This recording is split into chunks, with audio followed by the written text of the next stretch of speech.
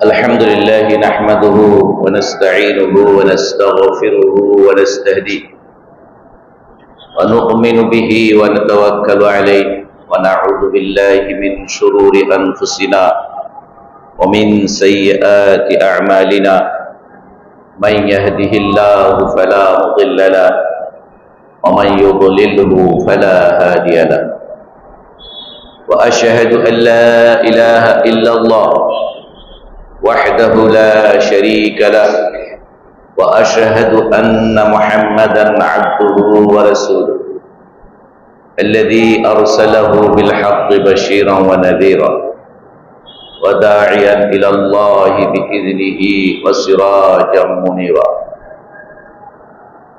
الذي بلغ الرسالة وأدى الأمانة ونصح الأمة وكشف الغمة وجاهد في سبيله حق جهاده وتركنا على المحجة البيضاء ليلها كنهارها لا يزيغ عنها إلا هالك اللهم صل على محمد وعلى آل محمد كما صليت على إبراهيم وعلى آل إبراهيم إنك حميد مجيد اللهم بارك على محمد وعلى آل محمد كما باركت على إبراهيم وعلى آل إبراهيم إنك حميد مجيد وبعد فأعوذ بالله من الشيطان الرجيم يا أيها الذين آمنوا اتقوا الله حق تقاته ولا تموتن إلا وأنتم مسلمون يا أيها الناس اتقوا ربكم الذي خلقكم من نفس واحدة وخلق منها زوجها وبث منهما رجالا كثيرا ونساء واتقوا الله الذي تساءلون به والأرحام إن الله كان عليكم رقيبا يا أيها الذين آمنوا اتقوا الله وقولوا قولا سديدا يصلح لكم أعمالكم ويغفر لكم ذنوبكم ومن يطع الله ورسوله فقد فاز فوزا عظيما মুআজ্জাজ হাজিরিন আল্লাহ রাব্বুল আলামিনের শানে অসংখ্য হামদ এবং সানা যিনি অনুগ্রহ করে আমাদেরকে এই মসজিদে সালাতুল জুমা আদায়ের জন্য উপস্থিত হওয়ার তৌফিক দান করেছেন আলহামদুলিল্লাহ আমরা আল্লাহর কাছে সব সময়ের জন্য এই দোয়া করি যে আল্লাহ যেন আমাদের সকলের ভালো এবং নেক আমলগুলো কবুল এবং মঞ্জুর করেন সাথে সাথে আমাদের জানা অজানা সকল গুনাহগুলো যেন আল্লাহ মাফ করেন আমাদের সাইয়্যাত গুলোকে হাসানাতে পরিবর্তন করে দেন বাকি হায়াত আল্লাহ এবং তার রাসূল সাল্লাল্লাহু আলাইহি ওয়াসাল্লামের প্রদর্শিত পথে চলার তৌফিক দান করেন মৃত্যুর সময় কালিমাতুত তাওহীদের উপরে মৃত্যু নসিব করেন মুআজ্জাজ হাজিরিন আমরা রাসূলুল্লাহ সাল্লাল্লাহু আলাইহি ওয়াসাল্লামের জীবনীর উপরে তার দাওয়াতি কার্যক্রমের উপরে বিগত জুমাগুলোতে আমরা আলোচনা করেছি, খুতবা দিয়েছি। গত জুমাতে আমরা রাসূলুল্লাহ সাল্লাল্লাহু আলাইহি সাল্লামের প্রতি উম্মাতের দায়িত্ব এবং কর্তব্য, এই বিষয়ের উপরে আমরা আলোচনা করছি। রাসূলুল্লাহ সাল্লাল্লাহু আলাইহি সাল্লামের প্রতি আমাদের বা উম্মাতের দায়িত্ব এবং কর্তব্যের মধ্যে গত জুমাতে আমরা দুটো বিষয়ে আমরা আলোচনা করেছি। একটি হচ্ছে তার প্রতি ঈমান পোষণ করা এবং সেটার গুরুত্ব কি, এবং সকল মানুষকে যারা আল্লাহর দ্বীন গ্রহণ করতে চান, যারা আল্লাহর কাছে তাদের দ্বীনের কবুলিয়াত চান, এরকম সকল মানুষকে আল্লাহর রাসূল সাল্লাল্লাহু আলাইহি সাল্লামের প্রতি ঈমান আনতে হবে। দুই হচ্ছে রাসূল সাল্লাল্লাহু আলাইহি সাল্লাম তিনি আমাদেরকে আল্লাহর পক্ষ থেকে যা কিছু জানিয়েছেন সবগুলোকে সত্য বলে স্বীকার করে। সেক্ষেত্রে যেসব অদৃশ্য বিষয় সম্পর্কে তিনি আমাদেরকে জানিয়েছেন অথবা ভবিষ্যতে কোনো কিছু ঘটবে এই সংবাদ দিয়েছেন, এটাও আল্লাহর কাছ থেকে জানার পরে আল্লাহ তাকে জানিয়েছেন, তাই সেগুলোকেও কোনো প্রকার সন্দেহ সংশয় ছাড়া সেগুলোকে সত্য বলে স্বীকার করা। সাথে সাথে এটাও স্বীকার করা এই ব্যাপারে মনের মধ্যে কোনো ধরনের সন্দেহ সংশয় না থাকা যে আল্লাহ রাসূল সাল্লাল্লাহু আলাইহি ওয়াসাল্লাম তিনি গায়েব জানতেন না। আল্লাহ রাসূল সাল্লাল্লাহু আলাইহি ওয়াসাল্লাম তিনি সাধারণভাবে গায়েব জানতেন না। তিনি যেগুলোর ব্যাপারে তিনি অবহিত করেছেন সেগুলো আল্লাহ তাকে জানিয়েছেন। এ সম্পর্কে আমরা কোরআনে কারিমের দু একটা আয়াতও আপনাদেরকে আমরা শুনিয়েছি। আজকে তৃতীয় যে বিষয়টি আমরা আমাদের দায়িত্ব এবং কর্তব্য রাসূলুল্লাহ সাল্লাল্লাহু আলাইহি সাল্লামের প্রতি, তা হচ্ছে তাকে ভালোবাসা, মুহাব্বাতুন নবী সাল্লাল্লাহু আলাইহি ওয়াসাল্লাম। নবী সাল্লাল্লাহু আলাইহি ওয়াসাল্লাম মুহাম্মদ সাল্লাল্লাহু আলাইহি ওয়াসাল্লামকে ভালোবাসা। খুবই সিম্পল, খুবই সাধারণ কথা। আর যারাই ইমানদার, যারা ইমান এনেছে বলে দাবি করেন, তাদেরকে জিজ্ঞেস করলে সকলেই আমরা বলবো যে হ্যাঁ, রাসূলুল্লাহ সাল্লাল্লাহু আলাইহি সাল্লামকে আমরা ভালোবাসি। সুতরাং সেই রাসূলুল্লাহ সাল্লাল্লাহু আলাইহি সাল্লামের প্রতি ভালোবাসা সেইটা কোন মাত্রার হতে হবে সেটা আল্লাহ সুবহানাহু ওয়া তাআলা নির্ধারণ করে দিয়েছেন। সূরা তাওবার 24 নম্বর আয়াত, এর আগের 23 নম্বর আয়াতে আল্লাহ আরেকটি গুরুত্বপূর্ণ কথা বলছেন। আল্লাহ বলছেন যে আগের আয়াতে যে হে ঈমানদারগণ, তোমরা তোমাদের সন্তানাদি ভাই ব্রাদারকে তোমাদের নিকটতম বন্ধু, হিতাকাঙ্ক্ষী, অতি প্রিয়জন ভেবো না, বানাইও না, যদি তারা আল্লাহর দ্বীনের পরিবর্তে কুফরিকে ভালোবাসে। ইনিস্তাহাব্বুল কুফরা আলাল ঈমান, ঈমানের পরিবর্তে কুফরিকে তারা যদি গ্রহণ করে থাকে, তাদেরকে তোমরা অভিভাবক, নিকটতম আত্মীয়, অন্তরঙ্গ আত্মীয় বানিয়ে নিও না। সেটা তারা তোমাদের ভাই বেড়াদার হলেও, সন্তানাদি হলেও, পিতা মাতা হলেও। এটা 23 নম্বর আয়াতে আল্লাহ এটা বলছে।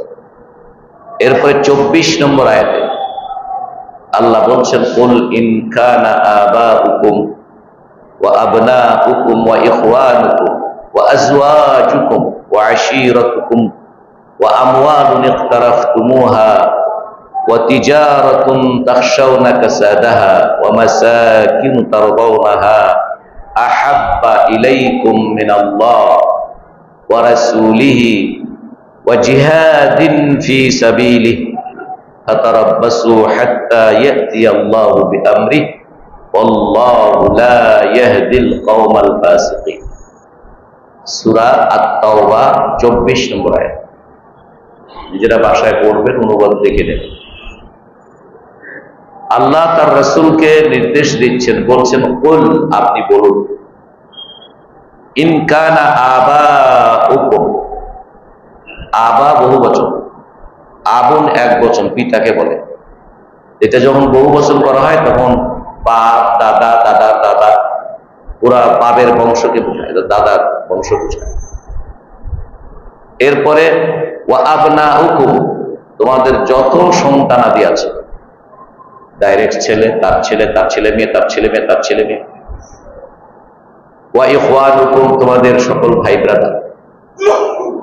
ওয়া আজওয়াজুকুম, তোমাদের স্বামী স্ত্রী পরস্পর। ওয়া আশিরাতুকুম, তোমাদের গোনা গোষ্ঠী, গোত্র, বংশ। ওয়া আমওয়ালুন ইকতারাফতুমুহা, তোমাদের ধন সম্পদ যেগুলো তোমরা সঞ্চিত করো, সঞ্চয় করো, জমা করো। ওয়া তিজারাতুন তাখশাউনা কাসাদাহা, আর ওই প্রিয় ব্যবসা যেটা নষ্ট হয়ে যায়, মন্দা হয়ে যাক, যেটা তোমরা চাও। আর ওয়া মাসাকিনু তারদাউনাহা, আর সুরম্য অট্টালিকা যেটা তোমাদের খুব পছন্দ, তোমাদের প্রিয় বাড়িঘর, তোমাদের প্রিয় বাড়িঘর, সেটা যার কাছে যে বাড়িটি সে যত সুন্দর করে, যত প্রিয় করে বানায়, তার কাছে তত বেশি প্রিয়।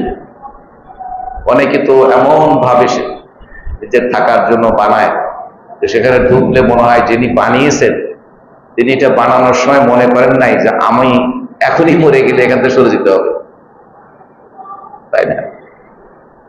আল্লাহ এমন বাড়ি ঘর যেটা তোমরা খুব পছন্দ করো। কি এইগুলা উল্লেখ করলেন? আটটা প্রকার আছে এখানে, আটটা শ্রেণী আছে। আল্লাহ এগুলো যেগুলো উল্লেখ করেছে সেখানে কয়টা শ্রেণী আছে? আটটা। এবং এগুলো যদি তোমাদের কাছে অধিক প্রিয় হয়, এগুলো যদি তোমাদের কাছে অধিক প্রিয় হয়, কার চাইতে?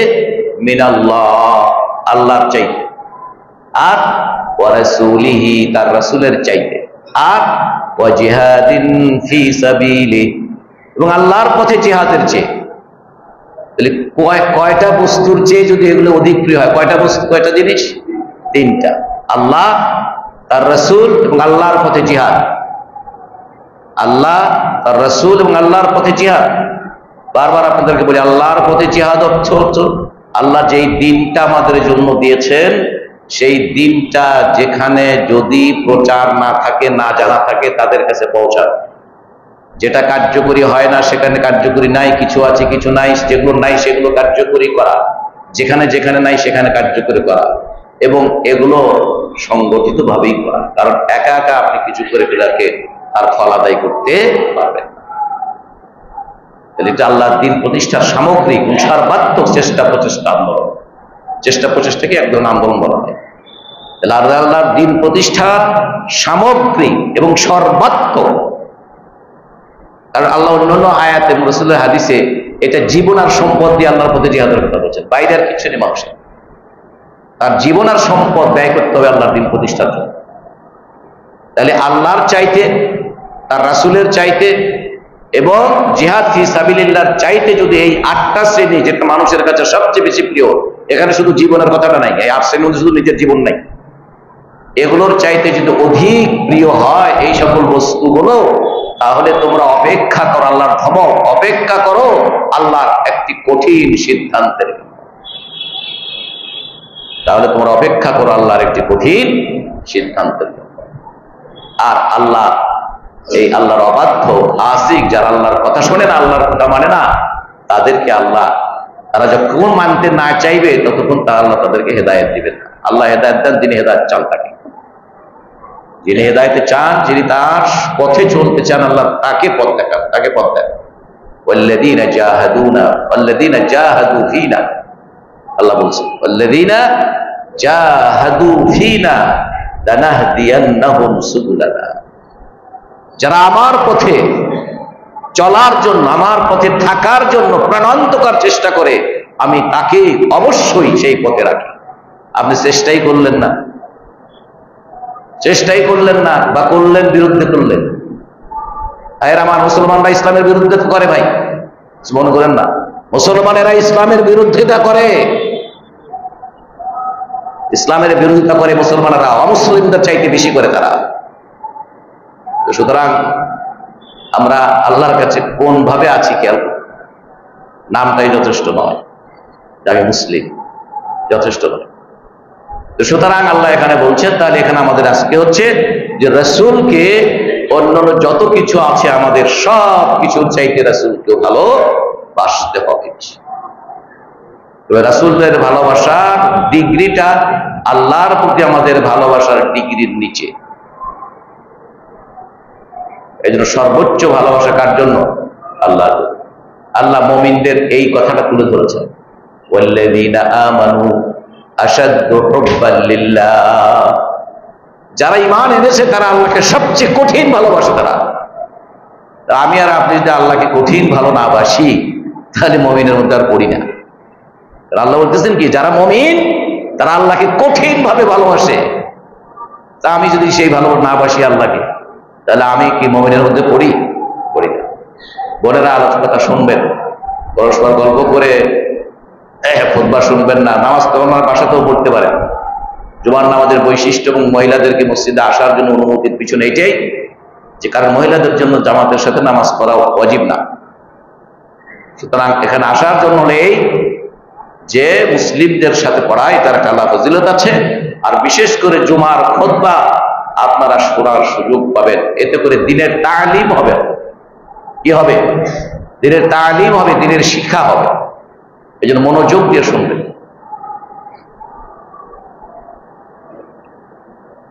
এরপরে জীবনের চাইতেও ইমানদাররা আল্লাহর রাসূলকে বেশি ভালোবাসে। আল্লাহ সূরা আল আহজাবের 6 নম্বর আয়াতে বলেছেন, ওগুলো হচ্ছে বস্তু, পিতামাতা, ভাই ব্রাদার, আত্মীয় স্বজন, ব্যবসা বাণিজ্য, বাড়িঘর, এগুলা ওই সূরা আত-তাওবার 24 নম্বর আয়াতে এগুলোর কথা বলা আছে।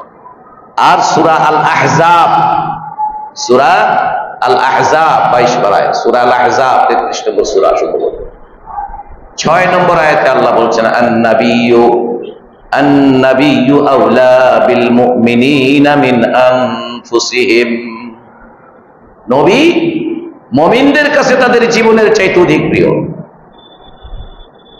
নবী মুমিনদের কাছে, ইমানদার ব্যক্তিদের কাছে তাদের জীবনের চাইতে অধিক।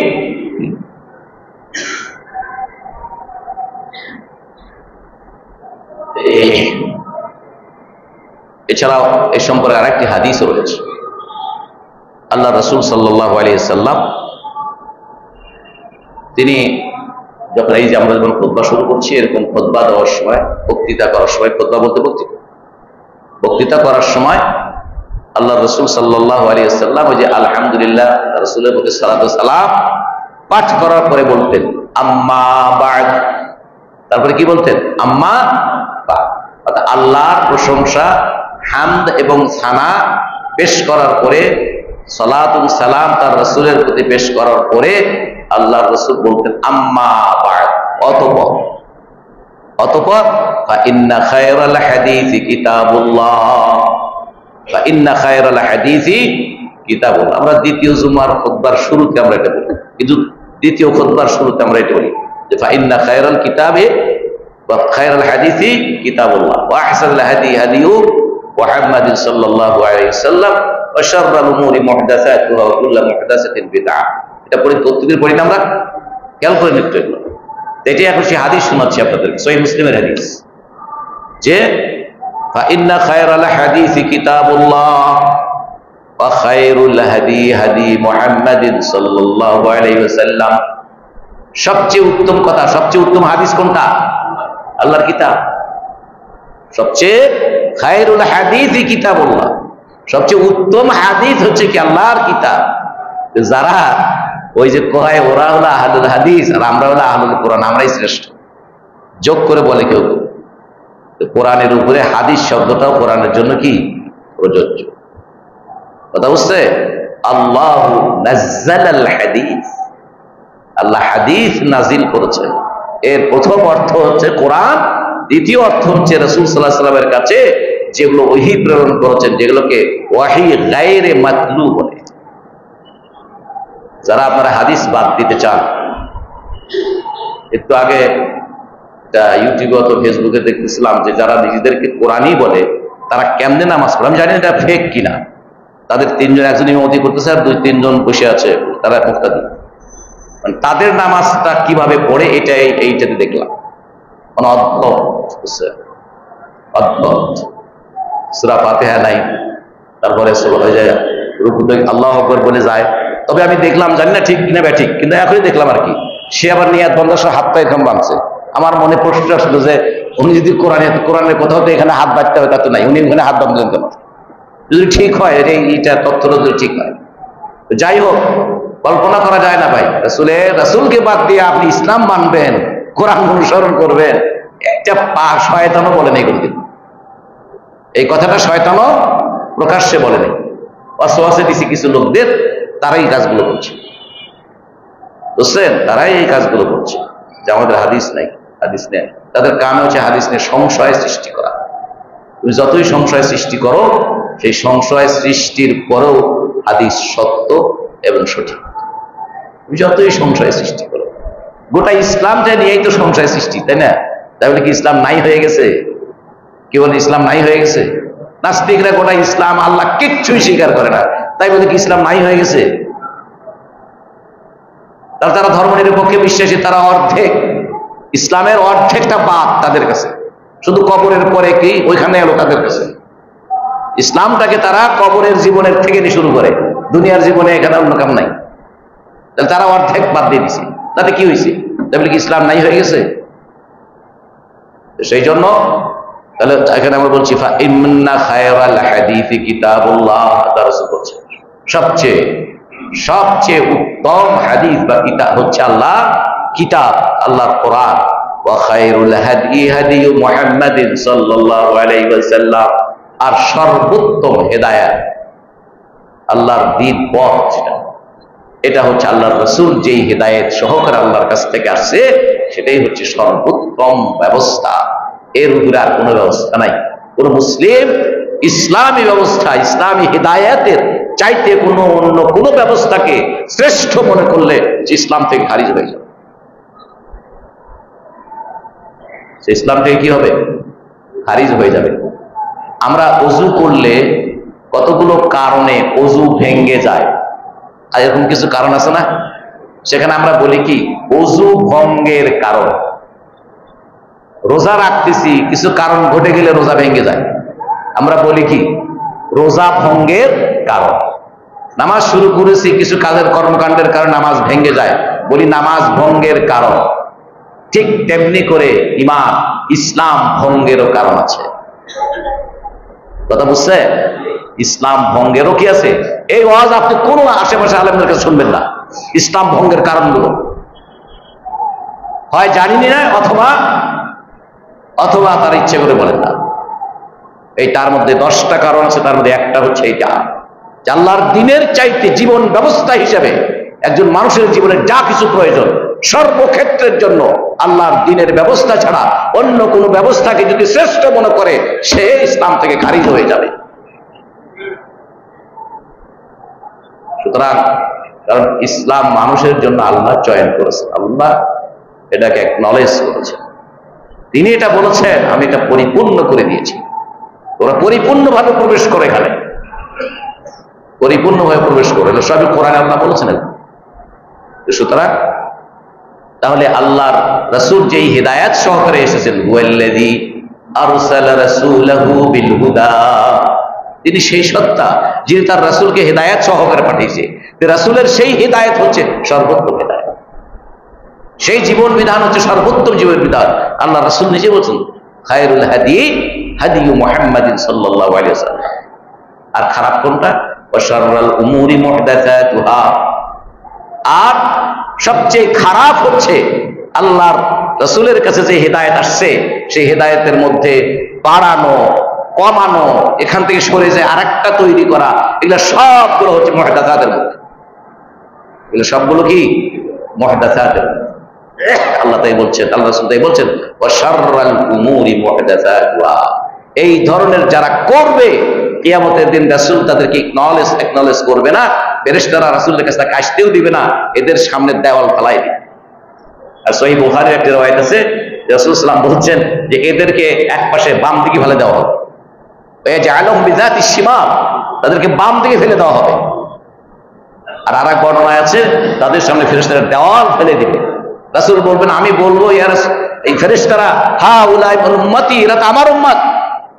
তখন বলবে, আপনি জানেন না আপনার মৃত্যুর পরে এরা কি করছে, আপনি জানেন না আপনার মৃত্যুর পরে এরা কি করছে। মা তাহাদাতু বা'দ, এই মুহদাসাতুল উমুর, দিনকে কাটছে, বাড়ছে, ছাড়ছে, নতুন নতুন জিনিস দিনের মধ্যে ঢুকাইছে, আবার অনেকগুলোকে বের করে দিয়েছে। আল্লাহর বিধান যেগুলো আছে, ফৌজদারি দণ্ড যেগুলো আছে, এগুলো অকেজো করে দিয়েছে, বের করে দিয়েছে দিন থেকে। তাহলে তারা আল্লাহর রাসূলের হেদায়েতের উপর নেই, এটাই রাসূল বলছেন। এটাই হচ্ছে সবচেয়ে নিকৃষ্ট কাজ, সবচেয়ে নিকৃষ্ট কাজ হচ্ছে। শাররুল উমুরি মুহদাসাতুহা, এরপর কুল্লু বিদআতিন দালাল, প্রত্যেকটি বিদআত কি দালাল, প্রত্যেকটি বিদআত দালাল। আর আপনারা বানায় নিছেন যে বেদাত কিছু ভালো কিছু মন্দ। আল্লাহ রাসূলের সব বেদাত ভ্রষ্টতা। হেদায়েতের বিপরীত হচ্ছে কি? ভ্রষ্টতা। হেদায়েতের বিপরীত কি? দলালা। দলাল তৃতীয় কোনো ধারণা, সরাসরি আল্লাহর হেদায়েত যেটা দিয়েছেন তার বিপরীতটাই হচ্ছে দলালা। আর তারা বানায় নিছে যে কি বেদাতে হাসানা, মানে ভালো বেদাত, আর একটা হলো খারাপ বেদাত। আল্লাহ রাসূল বলছেন সব বেদাতই ভ্রষ্টতা, আল্লাহর দিন থেকে বের হয়ে যাওয়া। আর তারা বলতেছে এটা বেদাতে হাসানের বেদাত চাই। রাসূলের কথার সাথে কন্ট্রাডিক্ট হলো না? কি বলেন, রাসূলের কথার সাথে কন্ট্রাডিক্ট হলো না? হয়তো আপনার মনে আসতেছে, কারো মনে আসতেছে যে তা তো হইল ঠিকই, কিন্তু মানে কিন্তু কয়ে আপনি আর একদিকে যাবেন। সুতরাং তাহলে এরপরে যেটা আজকের আলোচনার সাথে মিলে, সুম্মা ইয়াকুল, এরপর রাসূল সাল্লাল্লাহু আলাইহি ওয়াসাল্লাম বলছেন, আনা আউলা বিকুল্লি মুমিনিন মিন নাফসিহি, ঈমানদার ব্যক্তি তার জীবনের চাইতে আমি তার বেশি অধিক প্রিয়। ঈমানদার ব্যক্তির কাছে তার জীবনের চাইতে আমি বেশি অধিক প্রিয়, আমি বেশি প্রিয় হয়ে গেছি। এরপর রাসূল বলছেন, মান তারাকা মালা, সুতরাং যে ব্যক্তি মারা গেল, সে যে ধন সম্পদ রেখে গেল, এটার মালিক হবে যারা তার পরিবার পরিজনের বা তাদের পরিবারের সদস্য যারা আছে, ওয়ারিস তারা হবে। আর ওমান তারাকা দাইনান আও দায়াআন ফাইলাইয়া ওয়া আলাইহা, আর যারা ঋণ রেখে গেল অথচ ঋণ পরিশোধের মতো কোনো টাকা তার নাই, সে ঋণী কিন্তু ঋণ পরিশোধ করার মতো কোনো সম্পদ সে রেখে যায় নাই, ছেলে পেলে রেখে গেছে, ছেলে পেলের জন্য চলার জন্য কোনো টাকা পয়সার ধন সম্পদ রেখে যেতে পারে নাই, এটার দায়িত্ব আমি মুহাম্মদুর রাসূলুল্লাহ সাল্লাল্লাহু আলাইহি ওয়াসাল্লাম। আপনার রাষ্ট্র, আমার রাষ্ট্রকে দায়িত্ব নিয়েছে? বলেন নিয়েছে? এখন তো অনেক মানবতাবাদী, অনেক মানব দরদী, সব সমস্যার সমাধান করে দিবে। আল্লাহ রাসূল বলছে দায়িত্ব আমার। সুতরাং সেই রাসূলকে সবচেয়ে বেশি প্রিয়, সবচেয়ে বেশি ভালোবাসতেন।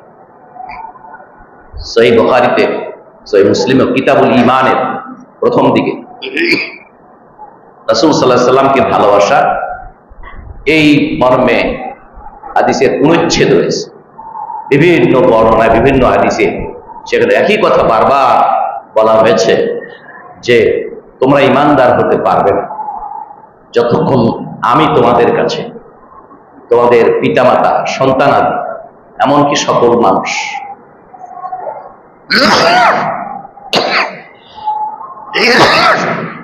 অন্য একটি বর্ণনায় আছে তার সম্পদ ইত্যাদির চেয়ে আমি যতক্ষণ তার কাছে অধিক প্রিয় না হব ততক্ষণ তোমরা ঈমানদার হতে পারবে। লা ইউমিনু আহাদুকুম হাত্তা আকুনা আহাব্বা ইলাইহি মিন ওয়ালিদিহি ওয়া ওয়ালাদিহি ওয়ান নাসি আজমাইন ওয়া ফি রিওয়ায়াতিন ওয়া মিন মালি ওয়া মিন। আপনাদের এই হাদিসটা বহুবার শুনাইছি, জীবনের চাইতে রাসূলকে ভালোবাসা। ওমর রাদিয়াল্লাহু আনহু রাসূল সাল্লাল্লাহু আলাইহি ওয়াসাল্লামের হাত ধরে ধরে যাচ্ছিলেন, হিসাব ইবনে আমর থেকে বর্ণিত হাদিস। যে আমরা একসাথে হাঁটাহাঁটি করছিলাম, রাসূলের সাথে হেঁটে হেঁটে যাচ্ছিলাম, রাসূলের হাতটা ওমর রাদিয়াল্লাহু আনহুর হাতের মধ্যে ছিল, মানে হাত ধরাধরি করে যাচ্ছে। ওমর বলছেন, ইয়া রাসূলুল্লাহ, আমার সব কিছুর চাইতে আপনাকে আমি বেশি ভালোবাসি। খোশ গল্প গল্প করতেছে রাসূলের সাথে। ইয়া রাসূলুল্লাহ, আমি ওমরের সব কিছুর চাইতে আমি আপনাকে বেশি ভালোবাসি, তবে আমার জীবনের চাইতে না। তখন রাসূল সাল্লাল্লাহু আলাইহি ওয়াসাল্লাম সাথে সাথে বললেন, লা ইয়া ওমর, না না, এটা গ্রহণযোগ্য না। এরপরে তিনি বলছেন, এখন থেকে ইয়া রাসূলুল্লাহ, আমি ওমরের জীবন আমার কাছে, আমার জীবনের চাইতে আপনি আমার কাছে এখন বেশি।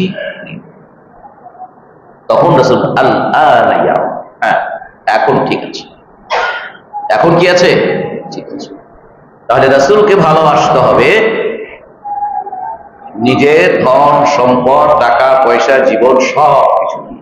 এটা প্রমাণ মিলবে কেমনে? আমি আপনি ধন সম্পদ, টাকা পয়সা, জীবন এবং সবকিছু চাইতে রাসূলকে ভালোবাসি, এটার প্রমাণ কখন মিলবে? যখন এইটার একটার সাথে আর একটার বিপরীত অবস্থান দাঁড়াবে। রাসূলকে ভালোবাসার প্রমাণ দিতে হবে, অথবা সন্তানকে কোরবানি করতে হবে, অথবা আমার টাকা পয়সা নষ্ট করতে হবে, রাসূলকে ভালোবাসার প্রমাণ আমাকে দিতে হবে। এইসব জায়গাতেই এটার প্রমাণ আল্লাহর নবীর সাহাবীরা সেটা দিয়েছে। আল্লাহর নবীর সাহাবীরা দিয়েছে। একজন মহিলা, আপনারা শুনেছেন বহুবার শুনেছেন, হাদিসের কথা, কোরআনের কথা তো ওই কথা, একই কথা, তাই না? যতবারই শুনি, যত আলেমদের মুখে শুনি, কথা তো একগুলোই, এখানে একটা পরিবর্তন নেই। ওই যে উহুদের দিকে যাচ্ছে একজন মহিলা, লোকেরা রাস্তায় বলছে সে মহিলা গান ছুটে যাচ্ছে, লোকেরা বলছে রাস্তায় যে আপনার তো 2টা ছেলে মারা গেছে, শহীদ হয়ে গেছে, আপনার স্বামীও গেছে। মহিলা বলতেছেন যে দেখো, কে মারা গেছে না গেছে আমি তোমাদেরকে তা জিজ্ঞাসা করিনি, তুমি বলো যে রাসূল সাল্লাল্লাহু আলাইহি ওয়াসাল্লাম কেমন আছেন। এরপরে তিনি সেখানে পৌঁছলেন, রাসূলকে ঘিরে আছে লোকেরা বললো যে এইখানের ভিতরে রাসূল সাল্লাল্লাহু আলাইহি ওয়াসাল্লাম আছেন। তখন তিনি দুহাত দিয়ে এই ভিড়টাকে সরিয়ে দিয়ে তিনি রাসূলের সামনে বসে বললেন, ইয়া রাসূলুল্লাহ, আমার সব বিপদ দূর হয়ে গেছে, আপনি রাসূল বেঁচে আছেন, আপনি রাসূল কি বেঁচে আছেন। স্বামী মারা গেছে, ছেলে 2 জন মারা গেছে, এটা বলতেছে এই দুঃখ আমার শেষ হয়ে গেছে, দুঃখ আমার কি দুঃখ না, আপনি বেঁচে আছেন, রাসূলকে ভালোবাসেন। সুতরাং আমরা তো সেই উম্মাতেরই অংশ, এবং অসংখ্য প্রমাণ রয়েছে সন্তান সমান। আল্লাহ রাসূল সাল্লাল্লাহু আলাইহি সাল্লাম বললেন যে তোমাদের প্রিয় বস্তু দান না করলে তোমরা কোনো পুণ্যের কাজই করলে না। লান তানালুল বিররা হাত্তা তুনফিকু, তোমরা পুণ্যই অর্জন করতে পারবে না যদি তোমরা প্রিয় বস্তু কি না দান না করো।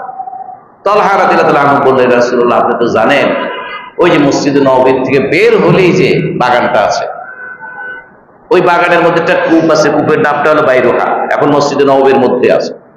মসজিদে নববীর একদম মসজিদের মসজিদের মধ্যে আছে, স্টেশন হয়েছে না।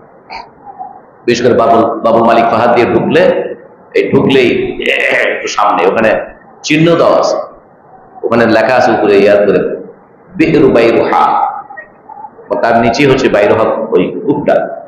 ওটা বাগানের মধ্যে ছিল, খেজুরের বাগান। রাসূল সাল্লাল্লাহু আলাইহি ওয়াসাল্লাম মসজিদ থেকে বের হয়ে কখনো কখনো তিনি এই বাগানের মধ্যে হেঁচে কূপ থেকে পানি তুলে পানি পান করতেন।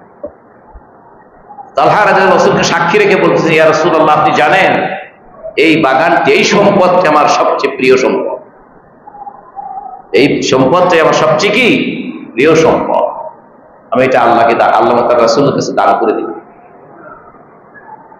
আমি আল্লাহ তার রাসূলের কাছে এটা দান করে দিলাম। তখন রাসূলুল্লাহ সাল্লাল্লাহু আলাইহি ওয়াসাল্লাম তাকে পরামর্শ দিলেন যে শোনো, তোমার দান আল্লাহ গ্রহণ করেছেন, দেখেছেন, তবে এটাকে তুমি সাধারণভাবে না দিয়ে তোমার যারা চাচাতো ভাইয়েরা আছে, তোমাদের যারা আত্মীয় আছে, তাদের জন্য অক্ষ করে দাও, যাতে করে তারা এখান থেকে উপকৃত হতে পারে, তাদের জন্য অক্ষ করে দাও। সুতরাং এরকম ভাবে অনেক ঘটনা আছে সাহাবায়ে কেরামদের। আর একজন সাহাবী, তিনি তার একটাই বাগান আছে, যেখানের একটা কোনায় তিনি থাকে আর খেজুর গাছ থেকে খেজুর টেজুর করবেন, এটাতে তার জীবন সংসার চলে সন্তানাদি। আল্লাহ বললেন যে লামাইয়া ফরিদুল্লাহ কারদান হাসান, আল্লাহকে কে কর্জ দিবে তাহলে আল্লাহ তাকে আরো দ্বিগুণ বাড়িয়ে দিবে।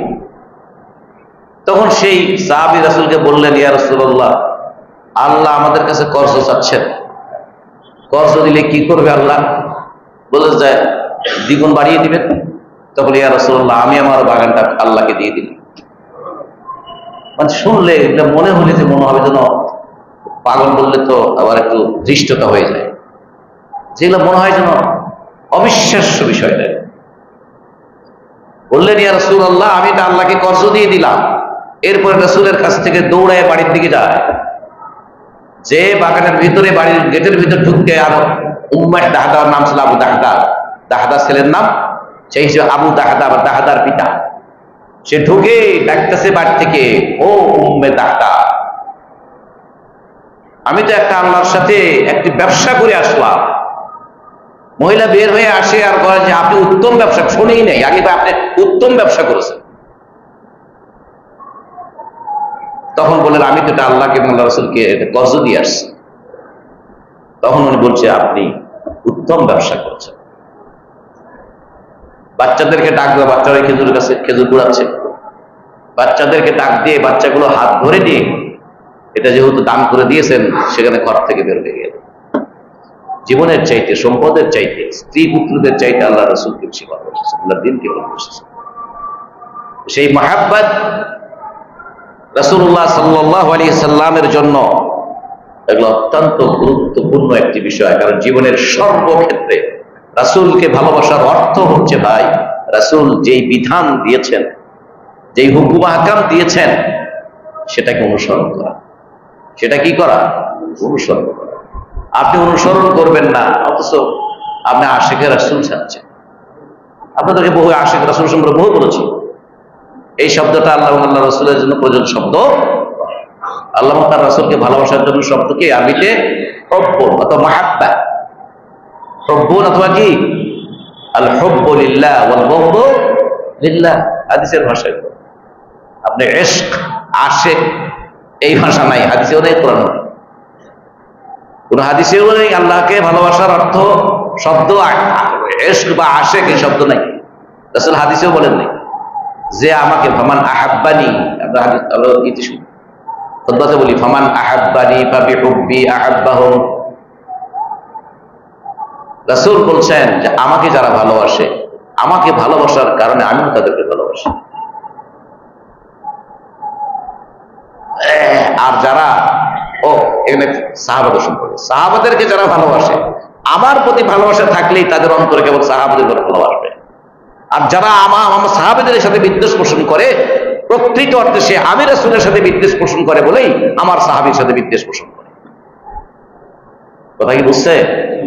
একটু আগে এখানে যখন বসেছিলাম, একজন একটা পোস্ট, নাম কিছু বলবো না, তিনি ওসমান, ঐতিহাসিকভাবে ওসমান রাদিয়াল্লাহু আনহুকে নিয়ে সমালোচনা করেছেন তার ইতিহাসের মধ্যে। তো এখন যিনি এটা পোস্ট করেছেন, উনি ঠিকই করছেন, এরকম একটা সাপোর্ট করে তিনি লিখছেন যে আসলে ইতিহাস বলতে গিয়ে কার কতটুকু দোষ ত্রুটি সেটা বলতে হয়েছে, ওনাকে, ওই লেখককে বলতে হয়েছে।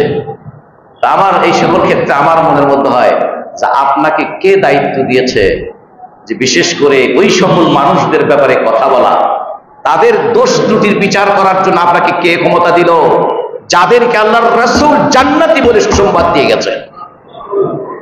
কে দিয়েছে আপনাকে এই অধিকারটা? তো বলছেন যে পরবর্তী লোকেরা যাতে করে ওই ভুলগুলো না করে, এই জন্য ভুলগুলো চিহ্নিত হওয়া দরকার। কথা কিন্তু সংক্ষিপ্ত, যে আমরা ভুলটা নির্ধারণ করি এই জন্য যাতে ওই ভুলটা আমরা আর পরে কেউ না করে, এই তো। কিন্তু আপনি যেটাকে ভুল বলছেন, ভুল বলে বিচারক সেজে, নিজেই বিচারক সেজে যেটাকে ভুল বলছেন, এটাকে আসলেই তার ভুল, এর বিচারটা কি করবে? আপনি তো বলেন আমি একটা কথা বললাম এটা ভুল, এইটার উপর ভিত্তি করে আপনি কথা বলতেছেন। আমি যে বললাম ভুল, এই আমার বলাটা ঠিক কিনা এটা বিচার করতে হবে না? এটার বিশ্লেষণ কেবল ওলামায়ে কেরাম করে নাই, করছে।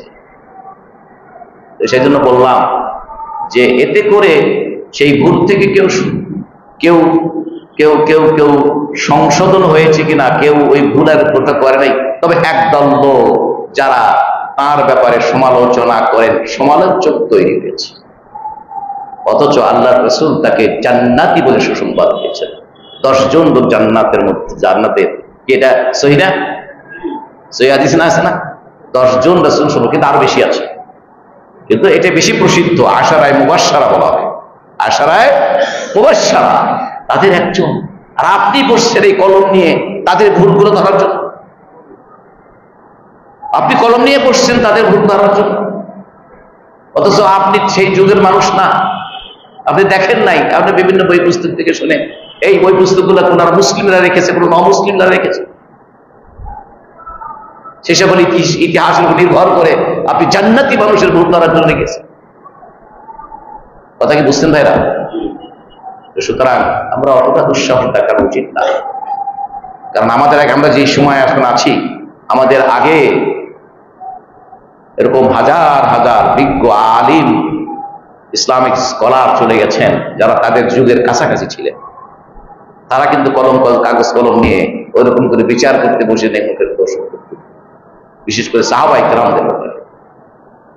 তাদের ব্যাপারে খুব সতর্কতার সাথে কথা বলতে হয়। আল্লাহ রাসূল বলেছেন তাদের ভাইটা, যে তাদের পরিস্থিতি, আপনার কথায় যদি কোনো সাহাবীর প্রতি বিদ্বেষ সৃষ্টি হয়ে যায়, রাসূল বলবেন আমার প্রতি বিদ্বেষ আছে বলেই সাহাবাদের প্রতি তার বিদ্বেষ সৃষ্টি হয়েছে, আমার প্রতি ভালোবাসা আছে বলেই সাহাবাদের প্রতি তার ভালোবাসা হয়েছে। কথা বুঝছেন? আব্দুল্লাহ ইবনে মাসউদ রাদিয়াল্লাহু তাআলা আনহু বলেছেন যে আল্লাহ সুবহানাহু ওয়া তাআলা রাসূলের সঙ্গী হওয়ার জন্য একদল লোককে আল্লাহ নির্বাচন করেছেন, তারা অন্তরের দিক থেকে পরিষ্কার পরিচ্ছন্ন মনের মানুষ, তাকওয়ার দিক থেকে পরিচ্ছন্ন মানুষ। এবার আব্দুল্লাহ ইবনে মাসউদ রাদিয়াল্লাহু আনহু বলেছেন। সুতরাং এই বিষয়গুলো আমরা লক্ষ্য রাখবো। তাহলে আল্লাহ রাসূল সাল্লাল্লাহু আলাইহি ওয়াসাল্লামকে ভালোবাসা এবং সর্বোচ্চ ভালোবাসা উম্মতের দায়িত্ব কর্তব্যের। উহুদের যুদ্ধে একসময় কাফেররা ঘিরে ধরল রাসূল সাল্লাল্লাহু আলাইহি ওয়াসাল্লামকে, তার সাথে তালহা ইবনে উবাইদ রাদিয়াল্লাহু আনহু, তালহা ইবনে উবাইদ, তিনি রাসূল সাল্লাল্লাহু আলাইহি ওয়াসাল্লামকে এতটাই তিনি সিকিউরিটি দিয়েছেন যে যত দিক থেকেই দরবারের আঘাত আসুক, তারপর বর্ষার আঘাত আসুক, পাথরের আঘাত আসুক, তালহা রাদিয়াল্লাহু আনহু সবগুলো নিজের শরীরে ধারণ করে রাসূলের গায়ে লাগতে দেয় না, রাসূলের গায়ে লাগতে দেয় না। সুতরাং এরা নিজেদের জীবনের চাইতে রাসূলকে ভালোবেসেছে। ওই যুদ্ধের ঘটনা দিয়ে রাসূল সাল্লাল্লাহু আলাইহি ওয়াসাল্লাম একটু উঁচু জায়গা থেকে উঁচু জায়গা, টাওয়ার যেটাকে বলে, পর্যবেক্ষণ করার জন্য যুদ্ধ। রাসূল সাল্লাল্লাহু আলাইহি ওয়াসাল্লামকে সেই পর্যবেক্ষণের টাওয়ার মুশরিক বলা হয় বা শরফা বলা হয় হাদিসের ভাষায়। রাসূল সেখানে দাঁড়িয়ে নিজকে সেবে রেখে, যাতে করে পাথর আঘাত না আসে, সেবে রেখে দাঁড়িয়ে আছে। আবেগে রাসূল সাল্লাল্লাহু আলাইহি ওয়াসাল্লাম এরকম মাথাটা বের করে দিয়ে দেখছেন আবার দিন। তখন তালহা পাশে ছিলেন, বললেন ইয়া রাসূলুল্লাহ, আপনি সতর্ক হন, আপনি সতর্ক হন, মাথাটা বারবার বের করে দিয়েন না, হয়তো আপনার মাথায় বা গলায় তীরের আঘাত, বীর আঘাত লাগতে পারে। তবে একটি কথা সত্য ইয়া রাসূলুল্লাহ, আমি তালহা থাকতে আপনার গলায়, আমার গলার আগে আপনার গলায় কোনো তীর লাগবে না। আমি এখানে থাকতে আপনার গলায়, আপনার শরীরে, আপনার মাথায় কোন আমার গায়ে লাগা ছাড়া আপনার গায়ে লাগবে না। এভাবে রাসূল সাল্লাল্লাহু আলাইহি ওয়াসাল্লামকে সাহাবায়ে কেরাম ভালোবেসেছেন। হিজরাতের পথে আবু বকর রাদিয়াল্লাহু আনহু গুহার মধ্যে আশ্রয় নিয়েছে, আল্লাহ কোরআনে রেকর্ড করেছেন, মানে এই ঘটনাটা কোট করেছেন, যে যখন তারা দুইজন গুহায়, ইয হুমা ফিল গার ইয ইয়াকুলু লিসাহিবিহি লা তাহজান ইন্নাল্লাহা মা'ানা, সূরা আত-তাওবা 39 নম্বর আয়াত। ওই কথা, ওই সময়ের কথা স্মরণ করো, যখন তারা দুইজন ছিলেন, দুইজনই গুহাতে আশ্রয় নিয়েছিলেন। একজন তার সাথীকে বলছেন লা তাহজান ইন্নাল্লাহা মা'ানা, চিন্তা করো না, দুশ্চিন্তা করো না, আল্লাহ আমাদের সাথে আছে। কে বলছেন এই কথা? রাসূলুল্লাহ। কাকে বলছেন? আবু বকর রাদিয়াল্লাহু আনহু, এই উম্মতের শ্রেষ্ঠ নবী রাসূলদের পরে, সমস্ত মুসলিমদের মধ্যে, সকল যুগের নবী রাসূলদের পরে সবচেয়ে শ্রেষ্ঠ মুসলিম হচ্ছে আবু বকর। তিনি বলছেন সহিহ বুখারীতে হাদিস, তিনি বলছেন যে যারা অনুসন্ধান করছে কাফেরদের মধ্যে, তারা তালাশ করতে করতে আমাদের গুহা এতটা কাছে এসেছে যে আমরা নিচে থেকে তাদের পা দেখতে পাচ্ছি, নিচে থেকে আমরা তাদের পা দেখতে পাচ্ছি। আমার কাছে মনে হয়েছে এই ব্যক্তি যদি শুধু নিজের পায়ের দিকে একবার তাকায় তাহলে আমাদেরকে দেখে ফেলবে। সেই সময় আবু বকর বিচলিত হয়ে গেল, একটু তাকালেই তো দেখে ফেলবে, মানে একটু তাকালেই দেখে ফেলবে, নিজের পায়ের দিকে তাকালেই দেখে ফেলবে, এই যে অস্থির হয়ে উঠলেন। তখন রাসূল সাল্লাল্লাহু আলাইহি ওয়াসাল্লাম আবু বকরকে সান্ত্বনা দিচ্ছেন। আবু বকর বলছেন, ইয়া রাসূলুল্লাহ, আল্লাহর কসম, আমি আবু বকরের জীবন নিয়ে আমি চিন্তিত নই, আমি আপনাকে নিয়ে চিন্তিত। তখন আল্লাহ রাসূল তাকে সান্ত্বনা দিলেন, যেটা আল্লাহ কোরআনে করতে বলেছেন, লা তাহজান ইন্নাল্লাহ মা'ানা। সুতরাং রাসূলুল্লাহ সাল্লাল্লাহু আলাইহি ওয়াসাল্লাম আল্লাহ রাসূলকে ভালোবাসার কথা, আল্লাহকে ভালোবাসার কথা, আল্লাহর দ্বীন এবং আল্লাহর দ্বীন প্রতিষ্ঠানের আন্দোলনকে ভালোবাসার কথা যেমনি করে কোরআনে হাদিসে বলেছেন, তেমনি একদল উইটনেস যারা সত্যিকার অর্থে এটাকে প্রমাণ দেখিয়েছেন, তাদেরও ইতিহাস আমাদের সামনে অকট্টভাবে রেখে দিয়েছেন। সুতরাং উম্মতের এখান থেকে সরে যাওয়া অথবা কোনো ধরনের আপত্তি তোলা, কোনো ধরনের এক্সিট নেওয়ার কোনো সুযোগ উম্মতের সামনে নেই। আল্লাহ আমাদের সকলকে সেই কথাগুলো বোঝার তৌফিক দান করুন। বারাকাল্লাহু লানা ফিল কুরআনিল আযীম ওয়া নাফা'না ওয়া ইয়্যাকুম বিমা ফীহি মিনাল আয়াতি ওয়াজ যিকরিল হাকীম। আকুলু কাওলি হাযা ওয়া আস্তাগফিরুল্লাহ লি ওয়া লাকুম ওয়া লিসাইরিল মুমিনিন ফাস্তাগফিরু ইন্নাহু হুয়াল গফুরুর রাহিম। আলহামদুলিল্লাহি ওয়াহদা ওয়াসসালাতু ওয়াসসালামু আলা মান লা নাবিয়্যা বা'দা, আম্মা বা'দ, ফাইন্না আহসানাল হাদীসি কিতাবুল্লাহ ওয়া আহসানাল হাদী হাদী মুহাম্মাদিন সাল্লাল্লাহু আলাইহি ওয়াসাল্লাম ওয়া শাররুল উমুরি মুহদাসাতুহা ওয়া কুল্লু মুহদাসাতিন বিদআ ওয়া কুল্লু বিদআতিন দালালা ওয়া কুল্লু দালালাতিন ফিন-নার আও কামা ক্বালা আলাইহি সাল্লাতু ওয়াসসালাম।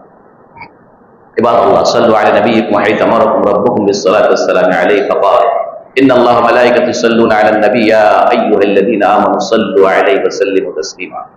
اللهم صل وسلم وبارك على نبيك محمد وعلى اله وصحبه وسلم. وارض اللهم عن الصحابه خصوصا ابي بكر وعمر وعثمان وعلي وعن بقيه اصحاب رسول الله صلى الله عليه وسلم اجمعين وعن التابعين لهم ومن تبعهم باحسان الى يوم الدين وعنا معهم بجودك وكرمك ورحمتك يا ارحم الراحمين. ربنا آتنا في الدنيا حسنة وفي الآخرة حسنة وقنا عذاب النار. ربنا ظلمنا أنفسنا وإن لم تغفر لنا وترحمنا لنكونن من الخاسرين. رب ارحمهما كما ربياني صغيرا. اللهم أعز الإسلام والمسلمين وأذل الشرك والمشركين. اللهم انصر من نصر الدين واخذل من خذل الدين. عباد الله، إن الله يأمر بالعدل والإحسان وإيتاء ذي القربى وينهى عن الفحشاء والمنكر والبغي يعظكم لعلكم تذكرون. فاذكروا الله يذكركم ولذكر الله أكبر والله يعلم ما تصنعون. বাইরে মসজিদের উপরে যে তলায় তিন তলায় আছে, আপনারা বাইরে বৃষ্টি হচ্ছে, আপনারা মসজিদের ভিতরে চলে যাবেন।